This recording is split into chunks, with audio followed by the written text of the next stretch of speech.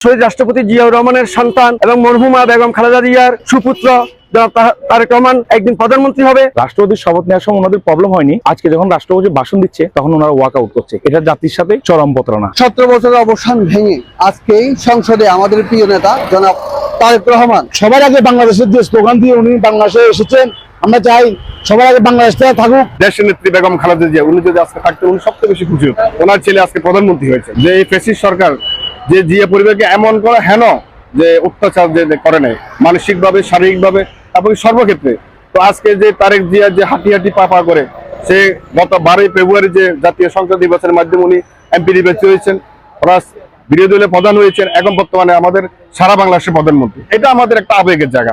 তারেক জিয়াপুরে আমাদের একটা আবেগের জায়গা। এটা আমাদের জন্ম থেকে এবং আমরা যতদিন বেঁচে থাকবো এটা আমাদের বুকের মাঝে লালন করবো।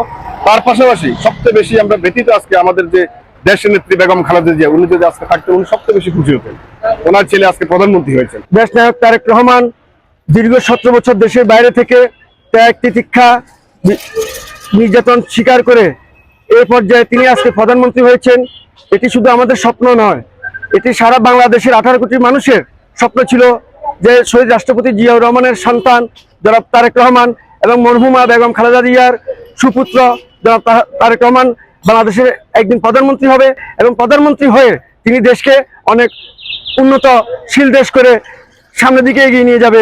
এটাই বাংলাদেশের মানুষ প্রত্যাশা করে। সপ্তাহে প্রতি শনিবার প্রতিটি সংসদ সদস্য তাদের এলাকায় থাকতে হবে, তাদের নেতা কর্মীদেরকে নিয়ে যে আবর্জনা আছে আবর্জনা পরিষ্কার করতে হবে। আপনি চিন্তা করতে পারেন একজন রাষ্ট্রপ্রধান তার প্রত্যেকটা সংসদ সদস্যকে সপ্তাহে একদিন করে তার এলাকা পরিষ্কার করতে হবে।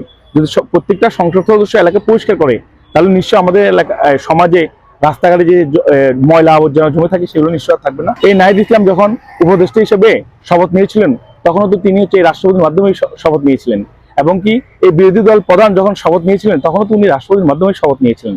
রাষ্ট্রপতির শপথ নেওয়ার সময় ওনাদের প্রবলেম হয়নি, আজকে যখন রাষ্ট্রপতি ভাষণ দিচ্ছে তখন ওনারা ওয়াক আউট করছে। এটা জাতির সাথে চরম প্রতারণা। তারেক রহমান আজকে পার্লামেন্টের প্রথম অধিবেশনে বলেছে আজকে থেকে এই দেশের পার্লামেন্ট মেম্বার, মন্ত্রী, এমপি, স্পিকার কার কোনো দল নাই, দলবত নির্বিশেষে সবাইকে দেশের সাথে গণতন্ত্রের সাথে কাজ করার জন্য আহ্বান জানাচ্ছি। আমি একজন কর্মী হিসেবে, একজন রাজনৈতিক কর্মী হিসেবে আমিও চাই এদেশের সহাবস্থান, সুস্থতা, রাজনৈতিক প্রচলন আজকে থেকে শুরু হোক, যেন আর ভবিষ্যতে অদূর ভবিষ্যতে যেন কোনো স্বৈরাচার, কোনো পেশিবাদ যেন তৈরি না হয়। সবার আগে বাংলাদেশের যে স্লোগান দিয়ে উনি বাংলাদেশে এসেছেন, আমরা চাই সবার আগে বাংলাদেশটা থাকুক এবং দল মত নির্বিশেষে সবাই দেশের সাথে কাজ করবে। 17 বছরের অবসান ভেঙে আজকেই সংসদে আমাদের প্রিয় নেতা জনাব তারেক রহমান বক্তব্যের মাধ্যমে আগামী সুন্দর বাংলাদেশ বিনির্মাণের জন্য উনার হাত ধরে আগামীর গণতন্ত্র, আগামীর স্মার্ট বাংলাদেশ এবং বাংলাদেশের মানুষের যে সুরক্ষা নিশ্চিতে যে ধারাবাহিকভাবে ওনার মাধ্যমে চলবে।